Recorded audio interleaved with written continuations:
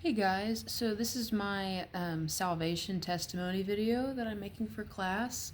I am going to tell you beforehand though, my salvation testimony isn't necessarily like big or extravagant, um, but I grew up in a Christian family. I was born into one. My mom is the music director at Victory here in Tulsa, so if you can imagine, that's kind of what I was born into. I'm a pastor's kid. I am one of those pastor's kids that kind of went through like a stage of rebellion. So, not there anymore, but anyway. So, I received my salvation when I was about, I can't remember if I was like 2 or 3 years old, but I remember it being, I'm pretty sure it was on a Tuesday. I could be wrong. I was, again, really young, so some of the memories are a bit foggy. But it was at our old house. It was different from the house that we're living in now. And I was with my sister, and we were on the second floor of the house. I can still remember sitting on the white carpet that was upstairs in our wraparound hallway, and then the steps were in the middle of it. And I was sitting right here on the top step. And then my mom came out of her room over here into the hallway, and she goes, "Hey, Sarah and Becca, I gotta tell you something." And we were like, "Oh, okay." And she just kind of sat there, and she goes, "So I wanna talk to you about God and what God is." And as like a 2, 3 year old, it is something that you just blankly accept because you're just like, oh, cool. Like, you're like, I don't know anything anyway. So if mom and dad said this is how it is, then even though I don't see it, this is how it is. So, and she even explained that to us. She goes, so this is something you can't see. You will experience it a lot more when you're older. And that's exactly what happened. So she told us about God and Jesus and how Jesus died on the cross and forgave us of our sins. She explained the gospel in a way that a 3-year-old could understand it. And then she prayed with us, and that was one of the first times. I repeated after her, but I did accept it. I was like, all right, yeah.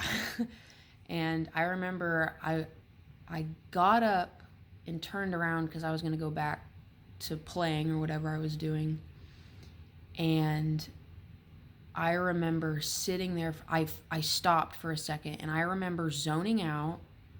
And I heard God talk to me for the first time, but I didn't know it was him talking to me. But it was very obvious. It wasn't like my own thoughts. It was a very strong, like, it was his voice. It wasn't audible though. But at the moment that it happened, it was the loudest voice in my head. And I heard God say, "Sarah, you just made the most important decision of your entire life.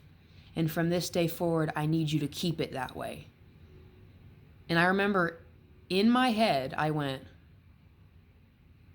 I don't know what that was, but okay, like, all right. And from that day forward, I was like, I remember I would think about it like, okay, God and Jesus. My mom said it's true, so it's true.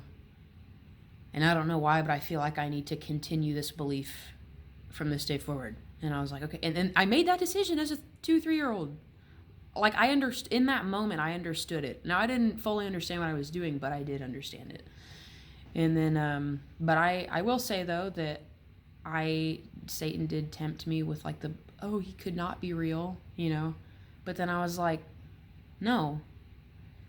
Like, it took me, I didn't know until I was like in 8th grade. That was God's voice, and he told me I need to keep it that way.